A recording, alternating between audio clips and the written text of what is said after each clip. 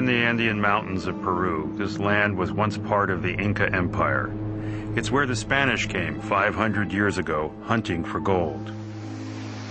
And it's gold that brings me and a team from the New York Times to the town of Cajamarca, where the descendants of the Incas remain suspicious of outsiders to this day.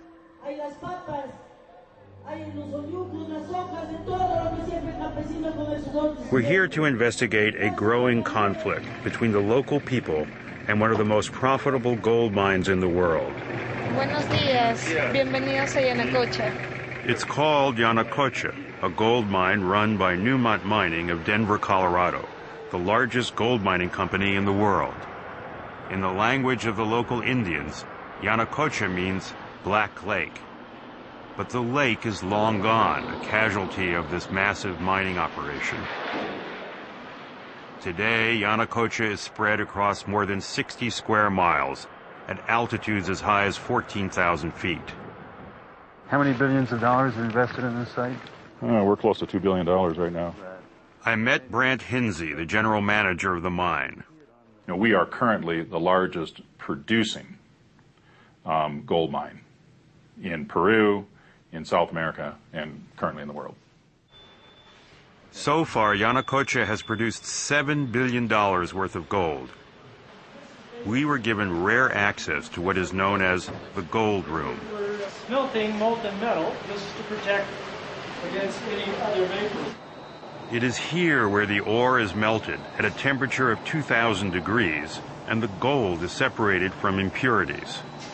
The liquid gold flows into molds where it forms into bars, and it emerges as a crude brick weighing 28 pounds.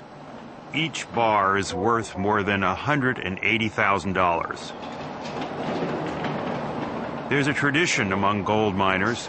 They say if you can lift a brick with one hand, it's yours to keep.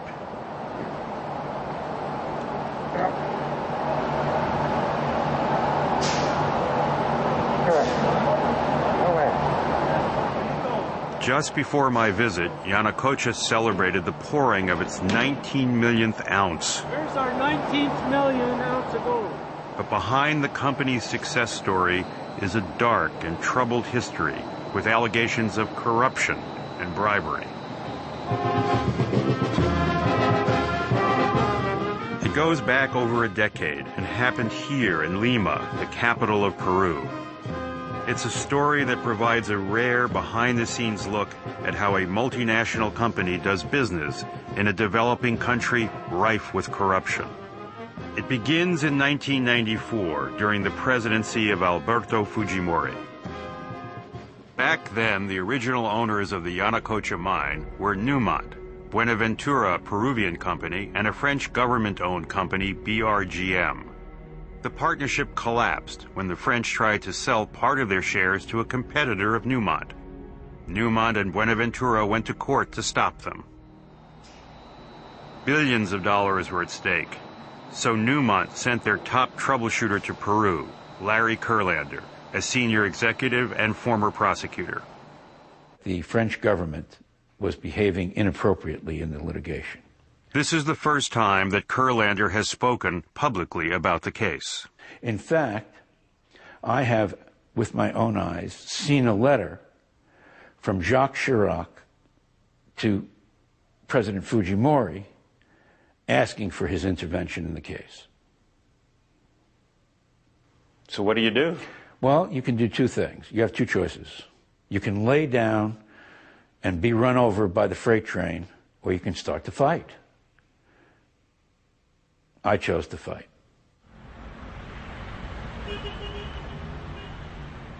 The dispute went all the way to Peru's Supreme Court, which was notoriously corrupt. Kurlander claims that the French were trying to bribe Peruvian politicians to influence the judges. We're at an extreme disadvantage. We have, in this country, the Foreign Corrupt Practices Act, which prohibits American companies from paying any sort of bribes. And so Newmont wasn't paying any bribes? Absolutely not. The French embassy in Lima was deeply involved in the case, but the former ambassador, Antoine Blanca, denies they paid bribes. To your knowledge, did the French ever pay bribes to any judges or anyone in the government? No. Never? Never. Myself, never. People under my control, never. So who paid the bribes? There is Newmont, certainly. You believe Newmont paid bribes? I believe that. I can't affirm it. You can't prove it? I can't prove it. Kurlander says the French can't prove it because Newmont didn't do it. Yes. What we wanted to do was level the playing field. That was extremely important to us. We knew, I was very confident that we would win on the merits, but if that there was inappropriate behavior, we couldn't win. Larry Kurlander's campaign to win the case would lead him to the notorious Peruvian spy master, President Fujimori's right-hand man, Vladimiro Montesinos. He was the man to know in Lima, Peru. Mirko Lauer is a leading Peruvian journalist. Vladimiro Montesinos was and is a crooked lawyer who made a short career defending drug traffickers and who became, for all practical purposes, the man in charge of the Peruvian army, of the Peruvian intelligence services, President Fujimori's main advisor. This is Vladimiro Montesinos in action. Peru's intelligence chief secretly recorded most of the meetings in his office. Many of these videotapes were later leaked to the press. They revealed shocking behind-the-scenes footage of a corrupt government. The videotapes show Montesinos cutting deals, bribing officials, and handing out bricks of cash. He had corrupted almost all of the Peruvian army, almost all of the Peruvian politicians, most of his relatives, the governing party, definitely, a few diplomats. This man had as a sideline the sale of privileged information and the peddling of political influence. This is where I would think that Newmont comes into the picture.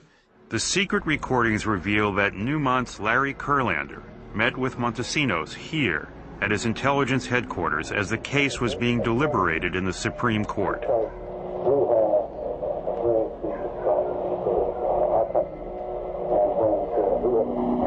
In this audio tape recording, Kurlander is asking Peru's intelligence chief for help in dealing with the French.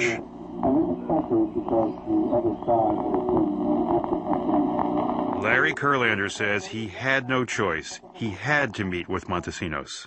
Because of the position he occupied. Now, when you were meeting with Mr. Montesinos before you went to see him, you must have known something about who he was, what his methods were. I heard two things. One is that he could be terribly ruthless.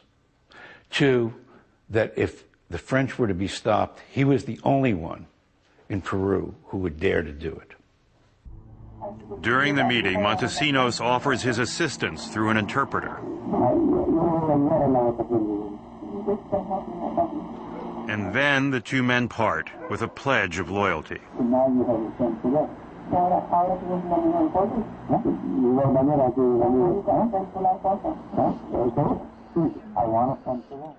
When you say on the transcript, "I want a friend for life," and he responds, "You have a friend." I don't remember that precisely, but there was a context surrounding that where he said that he would help, and I'm not sure of the exact wording of it, to be honest with you, but in substance, that's what I said. Montesinos was not the only one Kurlander lobbied. He also persuaded the U.S. State Department to come to the aid of Newmont. Our role was to tell the Peruvian government we want the playing field level, and that the Peruvian government knows that the United States government will be watching. Peter Ramiro was then the Assistant Secretary of State in charge of Latin America. You actually called Vladimir Montesinos? I did. How many times did you call him, by the way? I think it was 1 or 2 times. On the phone, what kind of guy is Montesinos? He seemed to be a nice enough fellow, seemed to take what I was saying as important. The French say that unlike the Americans, they refused to deal with Montesinos because he was corrupt. So you're saying Montesinos was a criminal? He's a criminal, of course. And he was America's man? Well, he worked for the CIA. He was a CIA man. According to former CIA officials, the agency was paying Montesinos' secret police organization at least $1 million a year for more than a decade. Here he is seen throwing a farewell party for the CIA station chief in Peru. And on yet another videotape, Montesinos discusses the gold mine case with the same CIA agent, the man in the middle.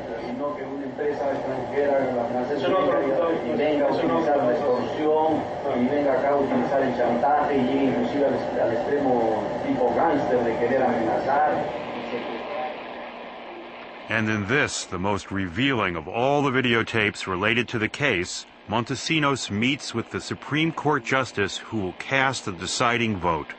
He explains that Peru needs U.S. support in a border dispute with Ecuador.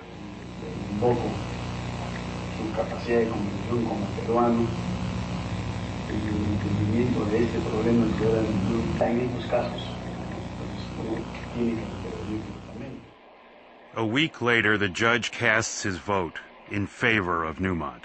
The French are forced to forfeit their stake, and Newmont gains a controlling interest in the Yanacocha mine. You understand the implications here. You seeing Montesinos meeting the judge, and you win. Not a single person asked for him to influence the outcome of the case. No one at any time, to my knowledge, on our side ever did that. Looks like the United States government went to the secret police chief. Maybe didn't ask him directly, go talk to the judge, but that's how he interpreted it. It's regrettable that that's how he interpreted it, because every single message that we conveyed was make sure that judges are able to decide on the merits of the case. Now, if he interpreted that as being, we want a favorable decision for Newmont, a U.S. company, that's regrettable. Not for Newmont. Not for Newmont, but for the purposes of the rule of law, it's regrettable. 3 years after the case was decided, Peter Ramiro left the State Department and immediately went to work for Newmont. They thought that I was an activist individual that could help them, particularly as it relates to community-based programs and that sort of thing, and I worked for them as a consultant for about 18 months. When the Montesinos secret videotapes surfaced on Peruvian television, they led to his downfall and the collapse of the Fujimori government. Vladimiro Montesinos was arrested after fleeing the country and brought back to Peru to stand trial on dozens of counts of corruption. Now, looking back, Kurlander says he regrets meeting with Montesinos. It is what it is. And the fact that you're in a country and you're forced to deal with a guy like this, it's a terrible thing. In Peru, the special prosecutor assigned by the new government to investigate judicial corruption under Montesinos was Ronald Gamara. Mi teoría es que ambos intentaron por todos los medios de obtener un fallo favorable, pero solo alguna de las partes llegó donde Montesinos, ¿no? Y ese fue el que ganó. Montesinos nunca ha trabajado gratis, ni siquiera cuando hace favores políticos. Siempre tiene una ganancia económica.